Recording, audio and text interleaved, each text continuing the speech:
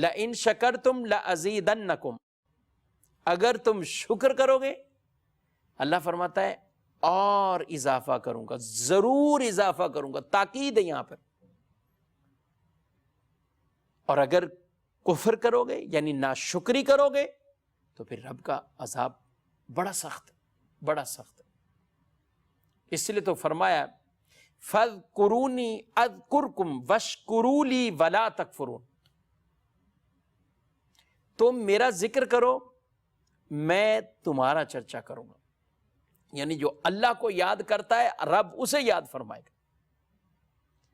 اور پھر کہا واشکروا لی ولا تکفرون، میرے شکر گزار بن جاؤ، ناشکری نہ کرو، ناشکری نہ کرو۔ مال، نعمت، ان تمام چیزوں کی شکر گزاری یہی ہے کہ انہیں اللہ کے بتائے ہوئے کاموں میں خرچ کیا جائے۔ صحت رب نے دی ہے، رب کا شکر ادا کرے، اور صحت کو اللہ کی اطاعت اور فرما برداری والے کاموں میں لگایا جائے۔ وقت اللہ نے دیا ہے تو فضول وقت بھی ضائع نہیں کرنا، وہ وقت بھی اللہ کی اطاعت اور فرما برداری والے کاموں میں ہو۔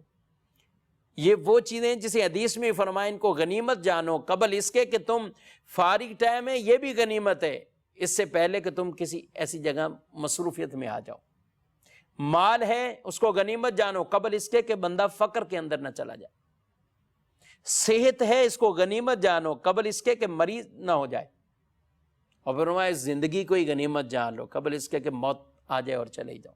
تو یہ اللہ کی نعمتیں، اللہ رب العالمین ہمیں ان چیزوں کو، ان تمام نعمتوں کو اپنے شکر گزاری والے کاموں میں خرچ کرنے کی توفیق عطا فرمائے۔